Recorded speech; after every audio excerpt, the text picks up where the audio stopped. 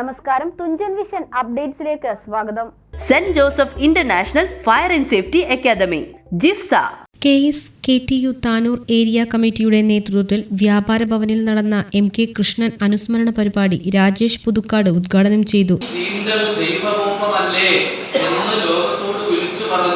ഒരു മനുഷ്യന്റെ പേരിലുള്ള കേരളത്തിന്റെ നവോത്ഥാന സമരത്തിൽ പങ്കെടുത്ത ജാതിക്കെതിരായ നൈത്യത്തിനെതിരായ പോരാട്ടത്തിന് നേതൃത്വം നൽകിയ പുലയ സമുദായത്തിൽപ്പെട്ട ഒരു മനുഷ്യന്റെ പേരിലുള്ള അവാർഡ് ഏറ്റുവാങ്ങിയിട്ട് എനിക്ക് അടുത്ത ജന്മത്തിൽ ബ്രാഹ്മണനായി ജനിക്കണം എന്ന് പറയുമ്പോൾ കൈയടിക്കുകയും അയാൾ പാർലമെന്റിലേക്ക് വിടുകയും ചെയ്യുന്ന സംസ്ഥാനത്തിന്റെ പേരാണ് കേരളം. 57 ഓഗസ്റ്റ് മാസം 14 അർദ്ധരാത്രി ഇന്ത്യയുടെ ദേശീയ പതാകയായ ത്രിവർണ്ണ പതാക അന്ന് ആരക്കാരും തീരുമാനിച്ചിട്ടില്ല, പിന്നീടാണ് തീരുമാനിച്ചത് ചക്രവർത്തി. ആ ത്രിവർണ്ണ പതാക ഡൽഹിയുടെ റൈസാനാത്തുന്നിലെ കുടിമരത്തിലേക്ക് കയറുമ്പോൾ ബ്രിട്ടീഷുകാരുടെ യൂണിയൻ ജാക്ക് പതാക താഴെ വീഴുമ്പോൾ ഇന്ത്യക്ക് സ്വാതന്ത്ര്യം കിട്ടുകയാണ്. ഇന്ത്യക്ക് സ്വാതന്ത്ര്യം കിട്ടുമ്പോൾ ബ്രിട്ടീഷുകാരൻ മാത്രമല്ല ഇന്ത്യയിൽ നിന്ന് പോയത്, 570 നാട്ടുരാജ്യങ്ങളും പോയി. അതിലൊന്നാണ് തിരുവിതാംകൂർ. മനസ്സിലാവും? ബ്രിട്ടീഷുകാരൻ മാത്രമല്ല പോയത്, 570 നാട്ടുരാജ്യങ്ങളും പോയി. പിന്നെയും കുറെ നാട്ടുരാജ്യങ്ങൾ ഉണ്ടായി. ഇതൊക്കെ നമ്മൾ ഹൈദരാബാദ് നിസാം പിടിച്ചെടുത്തു. കാശ്മീരിലെ ഹരി സിംഗ് രാജാവ് നമ്മൾ പിടിച്ചെടുത്തു.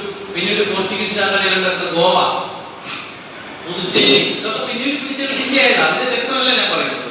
947 ഓഗസ്റ്റ് 14 അർദ്ധരാത്രി തിരുവിതാംകൂർ എന്ന രാജ്യം ഇല്ലാതെയായി.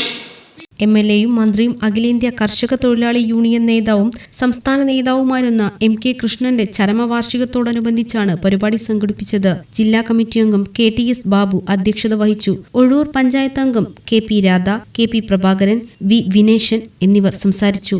MP ചാത്തപ്പൻ സ്വാഗതവും AP രാമൻ നന്ദിയും പറഞ്ഞു. TV news Tanur.